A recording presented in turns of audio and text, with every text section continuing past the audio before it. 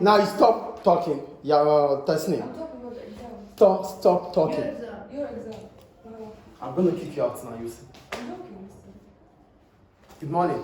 Good morning. So we continue with aggregate supply. We said aggregate supply is the total supply within the economy. So today we want to talk about chewing gum in the basket, please.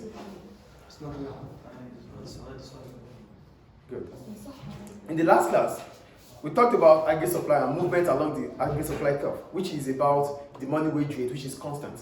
Today we want to talk about other variables that are not constant, which are wage rates, taxation, cost of raw materials, and exchange rates.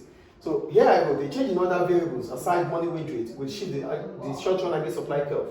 That means either to the right or to the left. Stop writing, please. We shift the aggregate supply curve either to the right or to the left. Examples are as follows. We start with the wage rate. Wage rate is the amount of money we get, individual. It's wages, so it is variable. It's not constant. You get it weekly, you get it daily, whatever ways.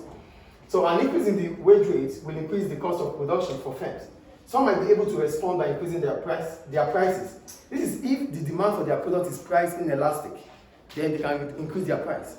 If wage rate increases in the economy, it means the cost of production for firms will increase. Firms might respond by increasing the price of goods. If the demand for their product is price inelastic, then it's easy for them to increase the price, because whatever the price they sell, consumers will still buy.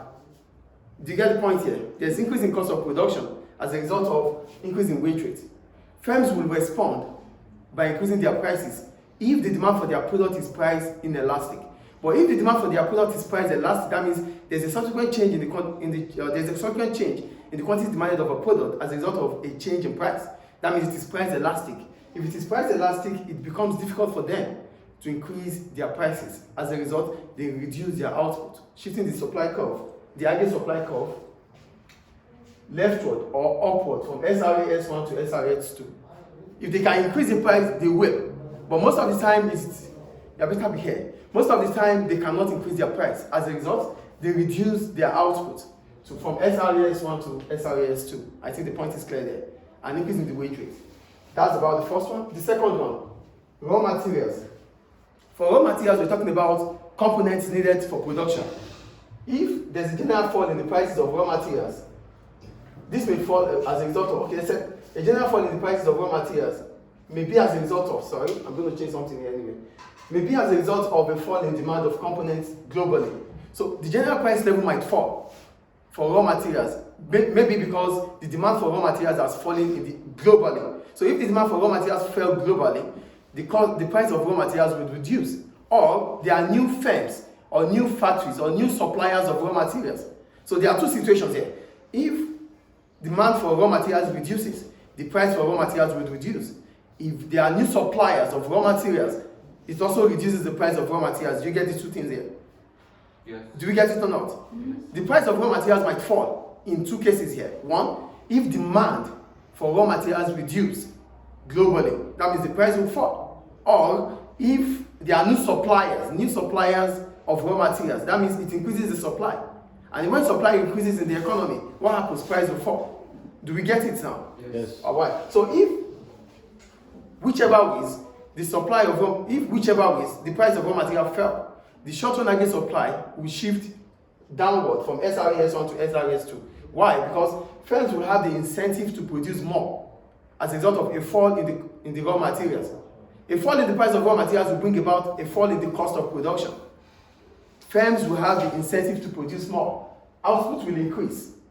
As a result of that, the supply curve will shift upward from downward from SRAS1 to SRAS3. Or downward or rightward. Here is as a result of an increase in output. An increase in output will occur because there's a fall in the cost of production through the cost of raw materials.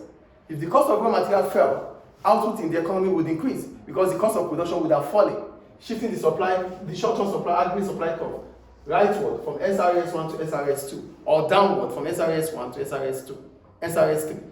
Do we get it or not? Yes. The third situation, taxation. When we talk about taxation, levy paid by individuals or firms in the cost of producing or consuming. So if the tax burden, if taxes increases for firms, especially for firms who have to pay corporation tax. If it increases, their cost of production would definitely increase.